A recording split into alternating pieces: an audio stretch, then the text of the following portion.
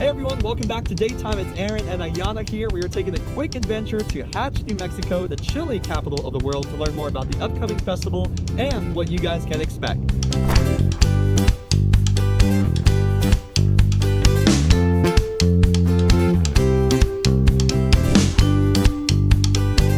Well, we now made our way to Hatch, New Mexico, the chili capital of the world. I'm now joined alongside by Jet. Jet, it's so nice to meet you. Thank you for having us here. And I have to ask, for someone that is new to the area, what can they expect with the festival? Let me start by saying Hatch is a small town of about 1,500 people. During the festival, over 30,000 people come. So you're gonna come to a town and it's gonna have the hustle and bustle of a city that is completely, entirely all about green and red chili. You're gonna see chili roasting, you're gonna see chili pepper eating competitions, you're gonna see lots of different food, you're gonna see so many different ways to enjoy chili. Absolutely, it's definitely a little small town that encompasses and lives, breathes, and eats chili at that fact. Jet, I'd like to know a little bit more about the history of how this festival got started here in Hatch. The festival originally got started in 1971. It originally started as just a few different farmers trying to find a way to sell more chili. And it's grown into by far the largest thing to do in Hatch. And it's one of the bigger things to do in southern New Mexico too. All the different parking lots here, selling lots of different decorations, arts and crafts, different food pop-ups, and things like that. And it's all basically like related to chili. So if you like spicy food, you can definitely find it here. I know, couldn't agree with you more on that. I'm a huge spice fanatic myself. Well, Jet, I know we have been talking about chili for a good minute now, but I am ready to get some green roasted chili. So why don't you say we come on down and let's go get some. Let's go to the roaster.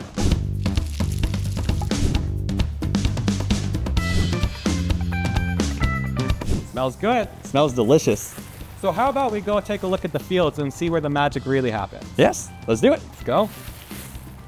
We're now here at the chili fields. As you guys can see, plenty of chilies to go around. Beautiful fields here in this beautiful town of Hatch, New Mexico. So as you see, chili, as far as the eye can see, the town of Hatch is basically entirely based on green chili and red chili. As you can see, so many fields. There's probably 20,000 plants here. And it takes a lot of work to harvest it.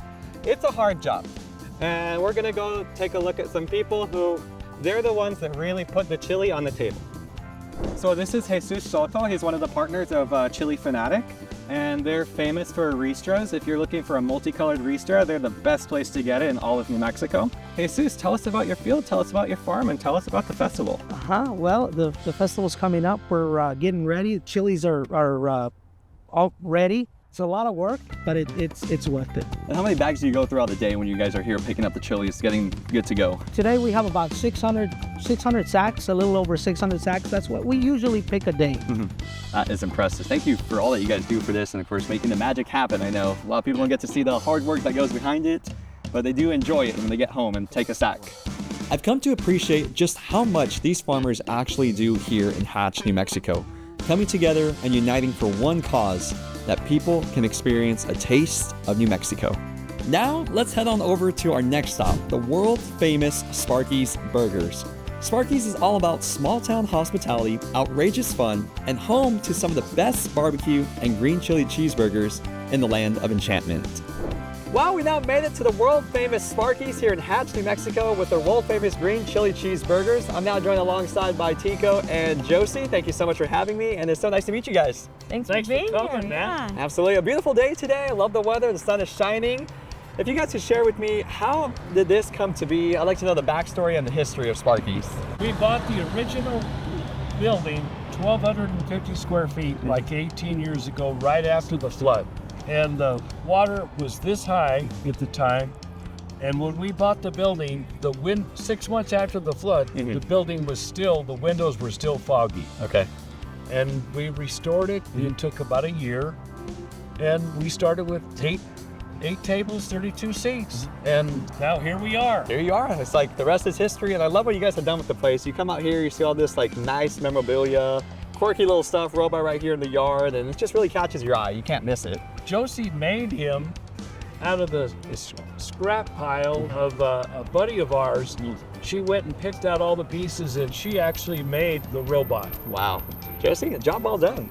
Well, yeah, and I had a lot of help from one of my teachers, you know, a sculptor teacher that helped me do this.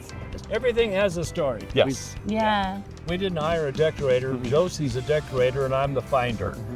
Well, hey, I love what you guys have done. I love the pairing between the both of you. It just really coexists really well. But hey, I think enough about talking. I know I'm ready for some food. So why don't we say we go to the kitchen and see how the magic happens? Yeah. Let's go eat. Let's do it. All right.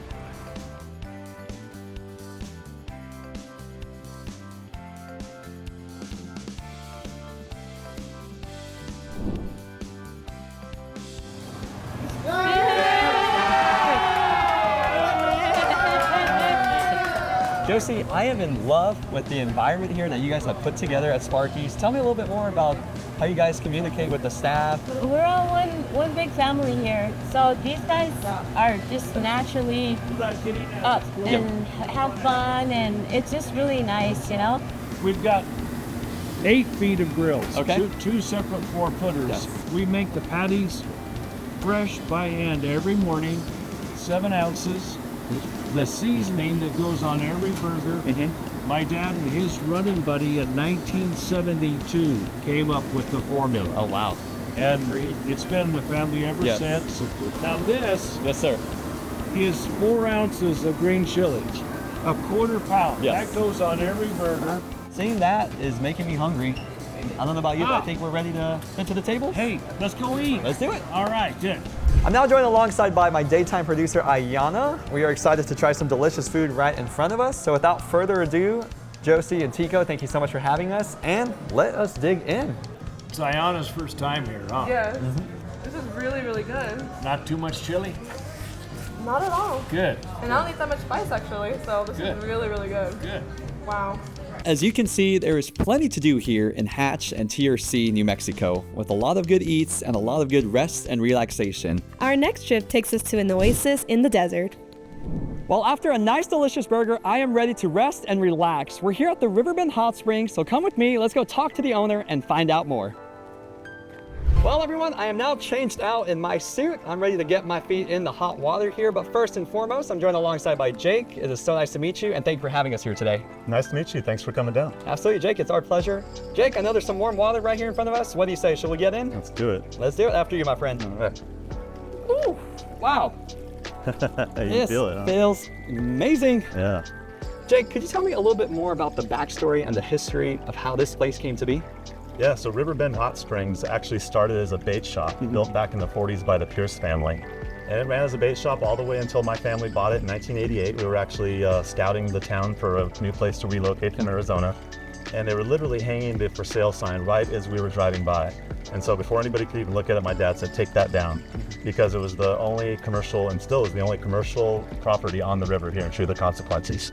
So we ran it as a family bait shop for a couple of years, and we're actually sitting in the original bait tanks that housed minnows since the 40s. And one fateful day, my brother actually let all the water out of our truck tank that had months worth of minnows and killed all the minnows at one time. Very sad event, but very happy in the long run, because it was the catalyst for my dad pursuing his dream, which was to turn this into a hot springs resort. So he bought water rights, transferred them here. Riverbend Hot Springs Youth Hostel was created in 1990. So we pumped the hot springs right into these bait tanks, and we turned these trailers and buildings that we had here into makeshift dormitories and private rooms. And a whole decade of fun ensued. My parents ran this as a youth hostel. We had visitors from around the world come here to socialize in these 3 pools. And over the years, I took over in 2006, and the hostel wasn't doing so well. The private rooms, were doing really well. So slowly, I kind of kept evolving and working on those rooms, and eventually we closed the dormitories and closed the hostel, and just kept improving organically. And now today, we have 19 different rooms, ranging from still pretty budget, around $120 a night, and we're still the only hot springs on the river here in True the Consequences. Wow, that is an interesting story, and shout out to Pops for seeing a sign driving by and being like, hey, that's gonna be something someday. It was a good call. Good call indeed. Jake, how about when people get here, they never heard of it, or maybe they've seen it passing through? What would you like for them to take away when they get here and have a good experience overall? Well, I want them to get the full experience, so I do recommend that they do the common pools and the private pools so they get both ambiance. I do recommend they do plenty of soaking, not just a quick dip and then spend all the time in their room to really get the benefit. Come out here and soak several hours, in the morning and at night, get the ambiance. We have really cool lighting here at night. We shoot lasers across the river that look like little fireflies on the trees. So to get that magical ambiance, definitely come at night. Jake, how much does it mean for you and your family to have a desert oasis such as this here for people to come and enjoy, have a good time, and just rest and relax? It means so much. My parents are so proud of where we've taken the place, from very humble beginnings of being a place where fishermen just came and bought minnows to being a place where people really just gush and say that, we've brought peace and happiness into their life. We kindled romances here. People have just saved up year-round to come here one time a year. It's their special anniversary place. And I think it's really helping the town as well. We stay pretty booked in our hotel rooms, so we send a lot of overflow to other hotels and keep the restaurants busy. And so it just keeps getting better and better, and TRC is really on the rise. And other hot springs are opening up, and we fully support all those other places. There's something different for everybody here. So there's like 11 spas here in town, and we encourage people to come to TRC and try them all. They're all great experiences. I agree.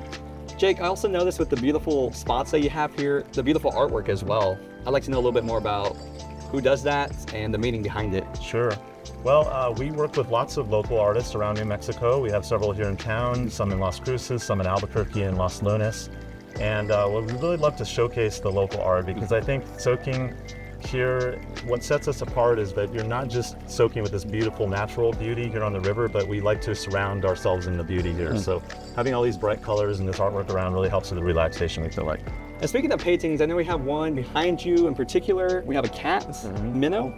What's that about? So Minnow was our house spa cat who lived for 18 years, just died last year, and people came from all over just to see Minnow. She had so many Facebook followers, and it was literally the highlight of so many people's trips. So we memorialized her with a couple of paintings here. She was named after these hot minnow baths, and we do miss her dearly.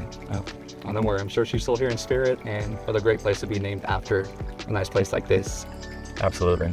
As you can see, there was plenty to do here, from talking with the farmers to the Chili Festival to enjoying some good food and also soaking our troubles away at the Riverbend Hot Springs.